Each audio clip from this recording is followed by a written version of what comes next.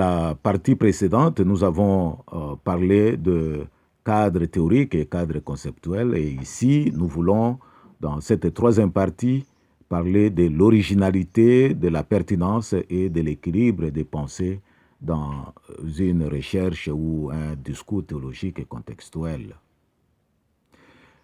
Une des exigences en matière de la recherche est d'être original, c'est-à-dire discutant d'une question ou d'un aspect de la question qui n'aurait pas encore été étudié dans les mêmes termes ou selon la même méthodologie. Une telle recherche peut avoir le but d'élargir les anciennes connaissances existantes ou de générer de nouvelles connaissances. C'est ainsi qu'on parlera d'innovation par rénovation ou d'innovation par création. En observant le discours théologique en cours en Afrique francophone, il y a lieu de relever qu'ils sont généralement ceux d'élargissement des connaissances que ceux de génération de nouvelles connaissances, ceux d'innovation par rénovation que ceux d'innovation par création.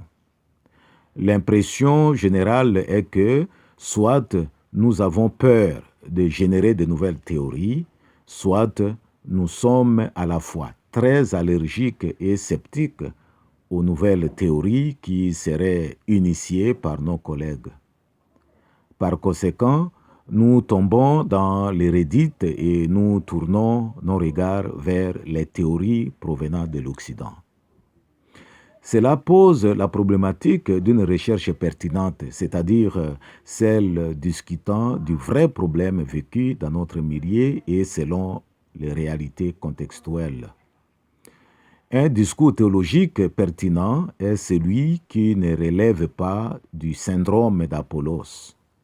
Il ne consiste pas à fignoler d'une manière sophistiquée et élaborée la réponse à une question posée ailleurs et non en Afrique, ou à ne pas répondre d'une manière responsable et engagée aux questions véritablement posées en Afrique.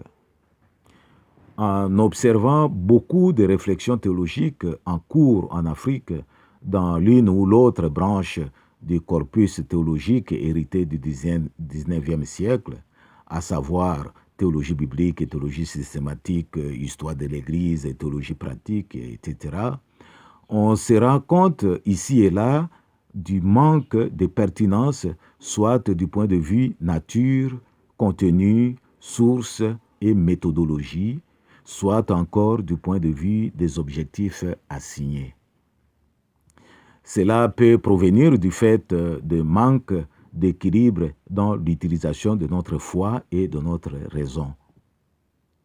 Trop de foi sans raison conduira au fanatisme aveugle et fragile. Trop de raison sans foi conduira à l'académisme séchant et infructueux. Il me semble que c'est à ce niveau que les églises de réveil ou les religions traditionnelles africaines devaient apprendre aux théologiens africains francophones quelques ingrédients susceptibles de rendre leur discours théologique à la fois originaux, pertinents et équilibrés parce que réellement contextuels. Parlons maintenant du résultat de recherche et de la solution au problème.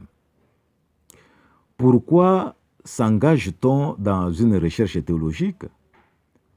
Outre les deux objectifs susmentionnés, c'est d'élargir les connaissances existantes ou de générer de nouvelles connaissances, la réalité sur terrain renseigne que certaines recherches ne sont faites que pour répondre à une ou plusieurs questions de recherche et que certaines autres recherches iraient plutôt au bout de la logique en proposant des solutions aux problèmes spécifiques ayant motivé la recherche.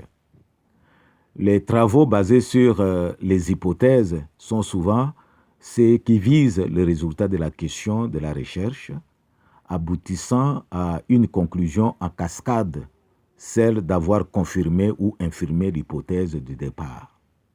À mon avis, confirmer ou infirmer une hypothèse ne devait pas être la raison pour un théologien africain francophone de s'engager dans des recherches théologiques.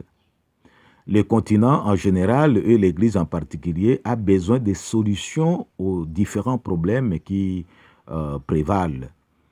Les recherches nous conduisant à tester des anciennes théories nous maintiendraient simplement dans un statut de théologiens de seconde main, de théologiens porte-parole, de théologiens de sous-traitance.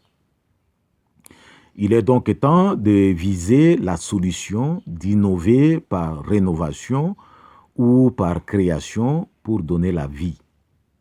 Il nous faut une approche vitaliste, celle qui fera de nous soit des chercheurs théologiens pourvoyeurs, parce que nous serions en train de répondre aux questions posées, soit des chercheurs théologiens visionnaires, parce que nous serions en train d'anticiper des questions existentielles à venir.